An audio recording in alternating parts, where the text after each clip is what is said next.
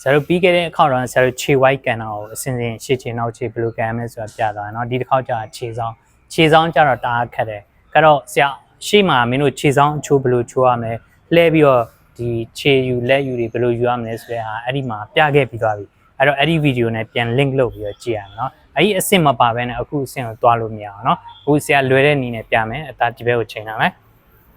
ဟုတ်ပြီအခုဒီဆိုရင်ဆရာတို့ကဒီရှေ့ခြေကိုအရင်စမယ်เนาะလွယ်အောင်လို့ဒီဟာလေးကလှည့်လိုက်မယ်လှည့်လိုက်ပြီးတော့ဒီမှာကင်သူကအကင်နဲ့တွေ့မှရမယ်လက်တလောတော့မင်းတို့ဒီတိုင်းမရနိုင်ဘူးကင်ပြီးတော့ဒီမှာနှစ်ဆိုရင်ဆရာတို့ကယူထားမယ်ပြန်ချတာအဲ့ဒီယူလေးကိုဆရာတို့ရအောင်လုပ်မယ်เนาะဒါဟုတ်ပဲနဲ့တူနောက်နဲ့ဟုတ်တိလှည့်လိုက်မယ်ကင်တာနှစ်ချိန်ယူထားလိုက်မယ်အဲ့လိုယူတဲ့အခါမှာဆရာတို့ဒီဒူးဟာကိုယ့်ရဲ့ဒီရင်ဝါရှိမှရှိရမယ်ဒီမှာခြေဆောင်ရှိနေရမယ်เนาะပြန်ချထားလိုက်တိဆိုလှည့်လိုက်မယ်ကင်တာနှစ်ခြေဆောင်ယူလိုက်မယ်ဟုတ်ပြီပြန်ချတာတိလှည့်လိုက်မယ်ကင်တာနှစ်ယူလိုက်မယ်ပြန်ချခုဒါဆရာခြေထောက်အယူပြပြီးเนาะကိုယ့်ရဲ့ဒူးဒီရင်ဝါနဲ့တဲတဲရှိရမယ်အရင်လှဲမှလည်းဆရာပြပြီးဆိုတော့သဘောပေါက်လိမ့်မယ်เนาะဒီကကြဆရာနောက်တစ်ဆင့်ကန်နာရဲ့ပြန်ရုပ်တာရဲ့မြင်အောင်လို့ဆိုပြီးတော့ကန်နာတစ်ဆင့်ရုပ်တာတစ်ဆင့်ဆိုပြီး step ထပ်ခွဲပေးမယ်เนาะတစ်လှည့်ပြီးကန်လိုက်ပါနှစ်ယူလိုက်မယ်3ဆန့်ထုတ်4ပြန်ဆွဲလိုက်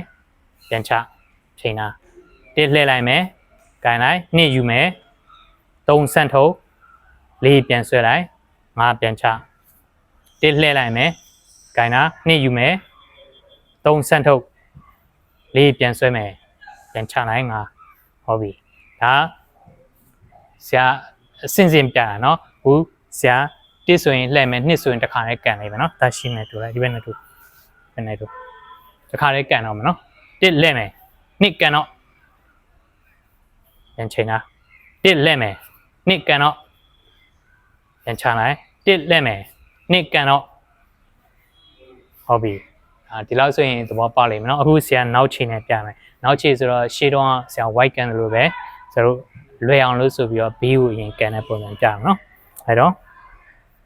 ဒါဒီဘက်ကိုလဲလိုက်ဒီဆရာပဲလဲလိုက်ဒီဘက်လဲလိုက်ခုဆရာတို့ဒီနောက်ချိန်နဲ့ကအစင်းစင်းလှည့်တယ်ဆိုရင်ခတ်တော့ဆရာတို့ဒီ B ကိုကန်တဲ့ပုံစံမျိုးပြမယ်တစ်ဆိုရင်လှည့်ပြီးတော့ကင်ထားလိုက်မယ်เนาะနှစ်ဆိုယူလိုက်မယ်တစ်လှည့်လိုက်မယ်ကင်တာနှစ်ခြေဆောင်ယူလိုက်ဟုတ်ပြီပြန်ချလိုက်ချိန်တာဟုတ်ပြီတစ်ခြေဦးလှည့်ပြီးကင်ထားမယ်နှစ်ခြေတော့ယူလိုက်ဒီဘက်ကိုကန်ပါเนาะဒူးကောင်းနဲ့ရင်ဝါနဲ့တဲအောင်ထားလိုက်เนาะပြန်ချလိုက်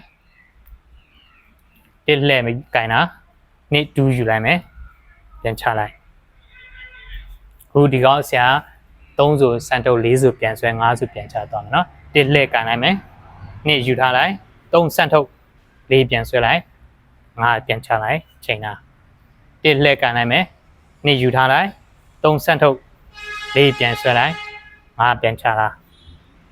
တစ်လှည့်လိုက်မယ်နှစ်ယူထားလိုက်3စံထုတ်4ပြန်ဆွဲမယ်ပြန်ချပြီးချိန်တာဟုတ်ပြီအဲ့တော့ဒီတစ်ခါဆရာတစ်ခါလေးကန်လိုက်မယ်နော်30ပဲနဲ့တူလိုက်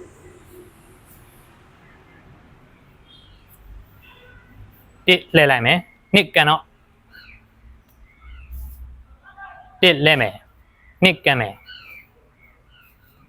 တစ်လှည့်မယ်နှစ်ကန်မယ်ဟုတ်ပြီအဲ့တော့ဒီဘက်ကိုပြန်ချိန်တာ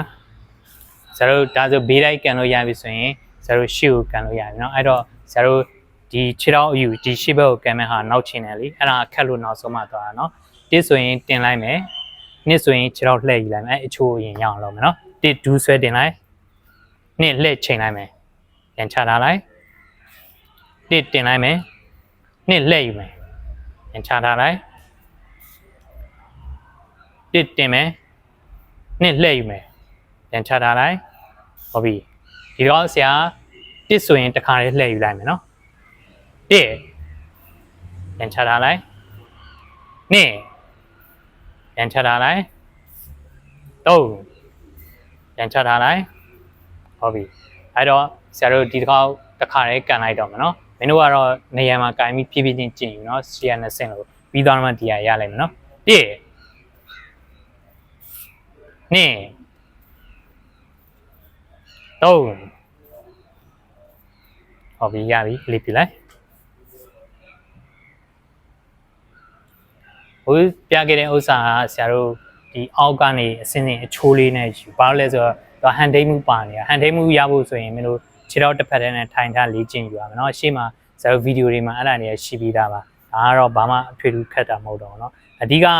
မင်းတို့ဒီအောက်ခြေ angle ကအရေးကြီးရယ်เนาะဒီ angle white camera မှာဆိုဆရာတို့က135ဆိုတာဒီဟာဆို downman 90လေအဲ90ရဲ့ဂျာဟိုဒီဘက်မှာဆရာတို့ angle 90ရှိတယ်ဒီဘက်မှာ angle 90ရှိတယ်ဒီကောင်ကြီးကတောင်းဖြောင်း180ဒုတိယ90ရဲ့အလယ်မှာရှိရမှာ white can ချက်ဆိုရင်အဲခြေဆောင်ဆိုရင်ဆရာတို့အဲခြေတော့ကထပ်ပြီးတော့လှည့်ပေးရမယ်ဒီလိုတစ်ဖြောင်းနဲ့လည်းမဟုတ်ဘူး180တောင်းဖြောင်းလည်းမဟုတ်အဲ့ဒီရဲ့အတွင်းမှာရှိရ